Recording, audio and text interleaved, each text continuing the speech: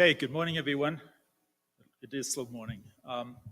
They always say the worst time to speak is after a break where you had food, because you also come to what a friend of mine referred to as the Amiga effect, which is an acronym for as my eyes glaze over. So the good thing is I'm not going to be talking about circular at all. My talk's taking a break from everything you've heard today. I'm talking about startups generally.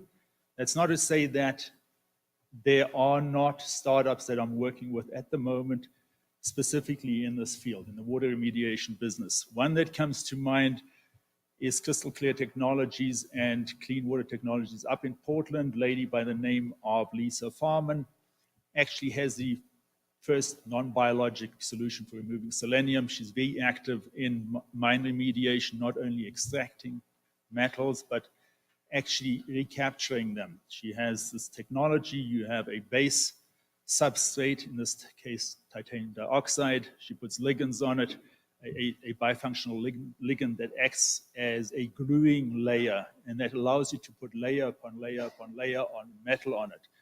She took it to the Berkeley pit, tried it with copper, she did it with arsenic, and in no time, she could pull out enough, in the case of the Berkeley pit, that she had this rudimentary pilot, very crude little contraption this size. And after doing this for an hour, just going back and forth into the pit, the ligand, they smelted it down. There were large chunks of copper that came out of that. So some neat technology. Another company that's actually working with her now, they've evolved a process for making titanium dioxide. They're located in Spain, and they're just doing a pitch to a bunch of mines down in Chile. Now, that having been said, I'm going to break from all of that. I'm going to talk about startups generally, because the popular slogan these days is making America great again. I believe this is it. Startups is where it's at, because large corporations are notorious for the fact that they say they don't have the innovation pipeline. They're acquiring startups. So anything that makes a startup successful is a good thing.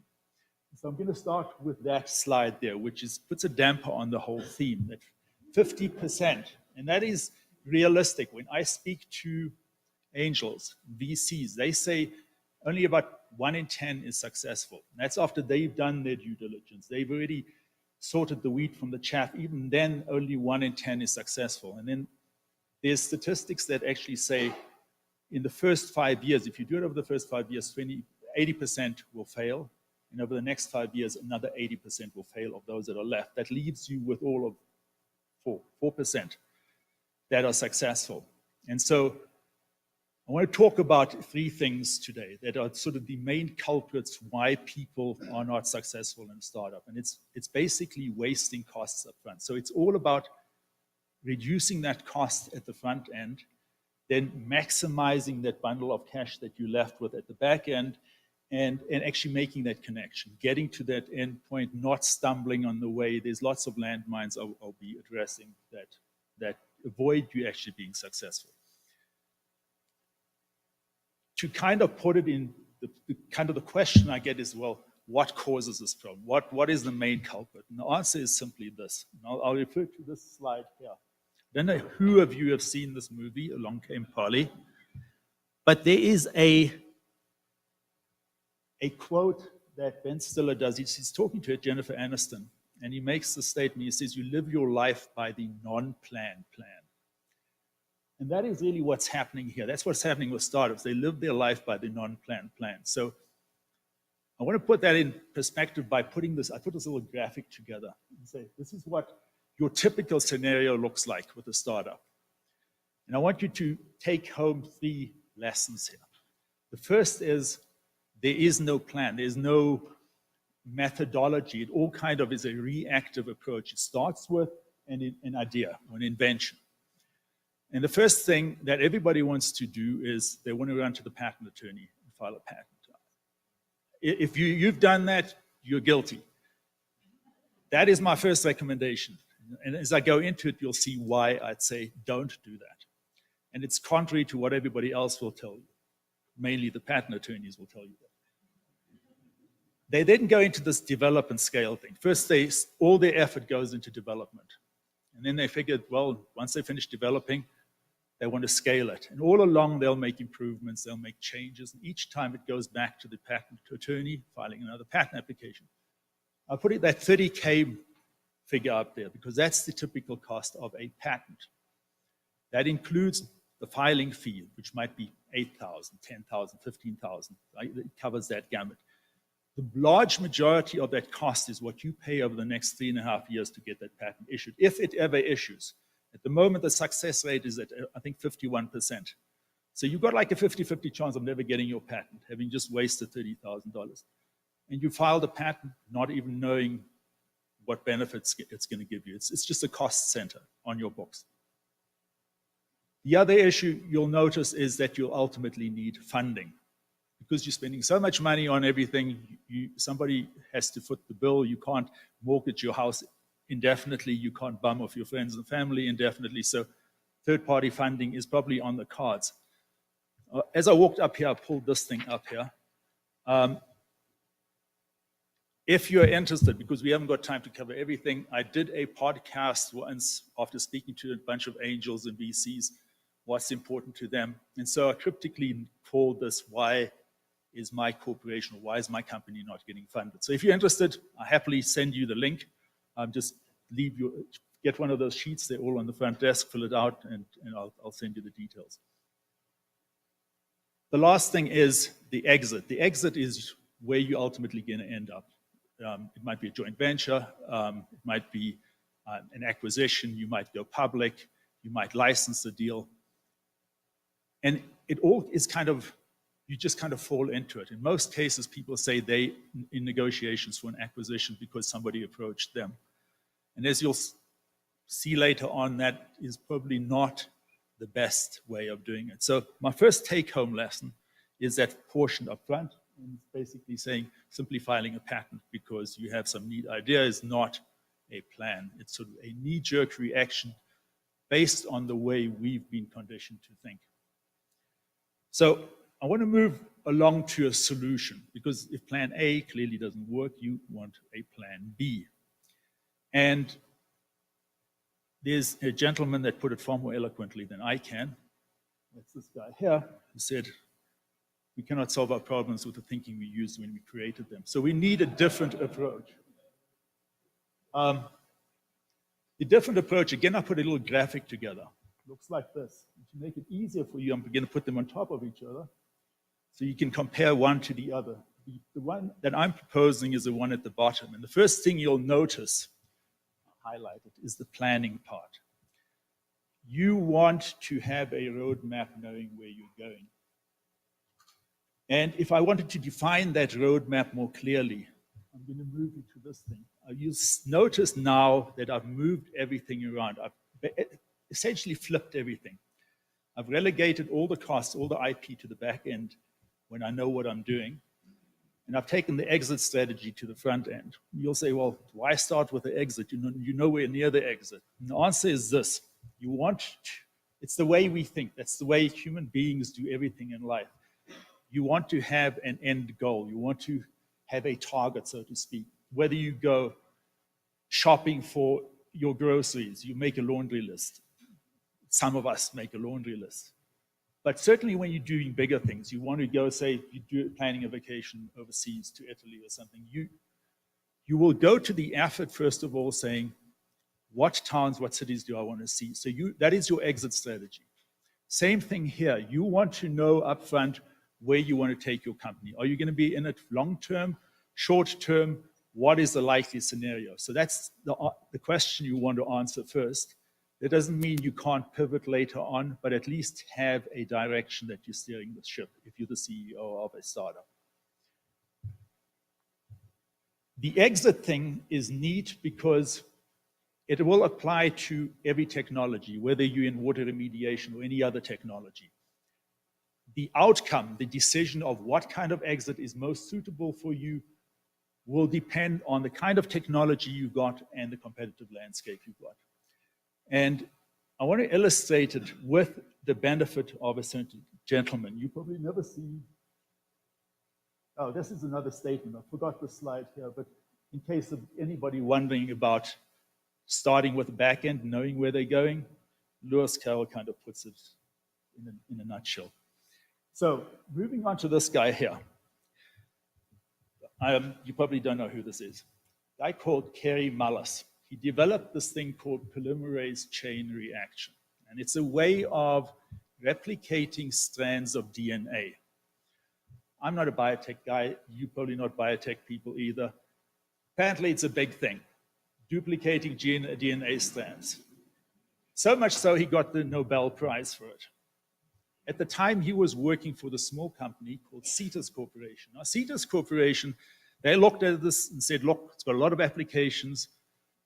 Our exit with this, how we're going to make money is we will sell it to somebody with a big footprint, somebody who can handle this technology. And so they sold it to Roche for $300 million. Now, $300 million is not bad, and I'd say quite a nice exit. But Roche did one better. They looked at the technology again and said, it's got so many vertical applications. A much better solution than us trying to cover that market. It's impossible for us to do this. We will embark on a global licensing scheme. So they started licensing it to all and sundry, all over the world.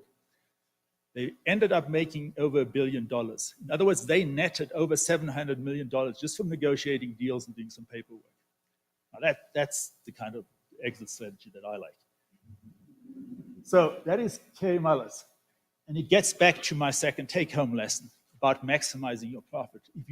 If you know what your exit is and you can know how to execute on it, you can change that needle considerably. And I'm talking of the order, in that particular case, they made more than 200% profit.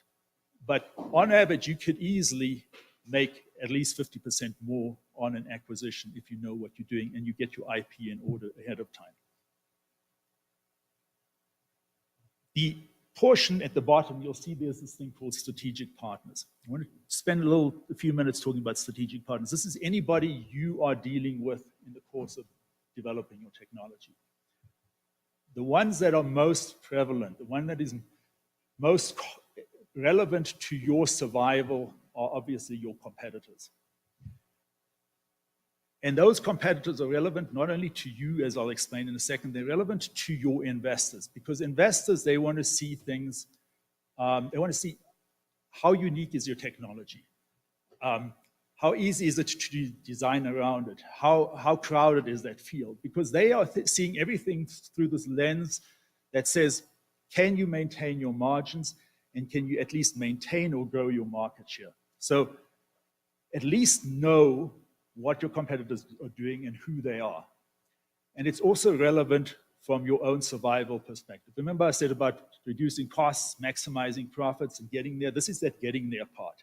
Avoiding stepping on landmines. And there's two landmines that will definitely kill you and kill so many startups that they're worth mentioning. The first one is being oblivious of what other people have patented and bumbling into it and getting involved in a patent infringement suit. Here in the United States, a single patent infringement suit will set you back by $4 to $9 million on legal fees.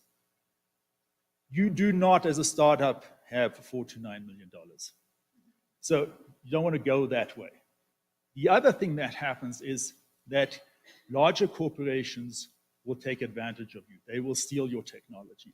And a case in point here is I was working, this is a number of years back, I was working in a large law firm in San Francisco. Had to come back to LA to address a large litigation matter. Our client was a small company. They had made the mistake of negotiating with a large corporation without having a plan. They figured, we have a patent, we have an NDA, we're bulletproof. After trotting them through this, extracting all the information, large corporation told them, yeah, this is all interesting, but we're not really that interested. And they had them come in twice. At the lawsuit, basically what happened a year later, and you kind of probably gathering where this is going, the large corporation rolled out their new product line, and it was almost an identical copy of what the startup had disclosed to them. They then in court said, well, actually, we were working on it all the time, never having mentioned that before. So the thing here is you want to survive. And it gets to this point here, just bumbling into something without a plan is not a plan. You're going to get screwed, basically. That's the colloquial term for it. You want to, when I say strategic planning, have things like trade secrets, something that you don't disclose. And I mean never disclose, not under NDA, never until you ink the final deal with them. Have things like strategic partners where the strategic partner is another large corporation that has a vested interest in your technology. You might think of like an exclusive license in a particular area for in a certain geographic landscape. The other, we're running out of time here. So what you want to know is think ahead of how to anticipate somebody trying to take advantage of you. And you want to change their mindset. And a perfect example is if you're going into acquisition talks, yes, you can argue the price should be more and they'll say the price should be less. Or you can change that mindset altogether and say, I'll bring in another 1 or 2 competitors. And then it's suddenly no longer what can I gain by getting the technology, but what do I have to lose if I don't get the technology, my competitor gets it. So it's a strategy game in the acquisition negotiations in and of themselves, over and above creating a patent portfolio that actually benefits you when you're sitting down to the negotiations. You want to show that you've covered the markets that are most relevant to them, not to you. You want patents that complement what they've got and will give them market share over their competitors. So all along, you need to know what their competitors are doing. And the way to do it, you'll say, this is all premised on planning. So where does this planning come from? And the planning comes from your patents, other people's patents. The nice thing about patents is that everybody describes in detail what they're making. If you know what patents your competitors are making, they've all evident in millions of dollars, in at least millions of patents out there in databases. We've got strategy tools. We can do analytics on them and extract who your competitors are and what they're doing. And so if you have this at your disposal, you're basically going in with your eyes open to seeing what your competitive landscape is, how you can take advantage of it, and how to avoid all those pitfalls I mentioned. And I would go into more detail about some of the other things that derail large companies, and it's the mindset. And I started off with that. They're under the mistaken impression that first go to a patent attorney. I want you just, as a take-home lesson, say, make a distinction between IP strategy, which is something that a CEO should be aware of, as opposed to patent management, which is what your patent attorney does. But knowing what, where, when, and how to file patents, when to use trade secrets, is something that a CEO should be familiar with. And it's something that they can readily learn. Unfortunately, there's no courses on it, there's no books on it, there's no MBA programs on it, there's no entrepreneurship programs, but there are things like masterminds. And that's why I put this out there, because, and it's kind of a pitch, but it's relevant, because Market Leaders Lab is something I started simply to get 10 CEOs around a table to share ideas, ask questions, use each other as sounding boards, so that if they have something that they come unstuck on, they've got 9 other CEOs to throw things back on and get a better result. And those types of companies will not be the 96 that fail. So plan ahead. I'm sure you'll be far more successful. Thank you. That's it.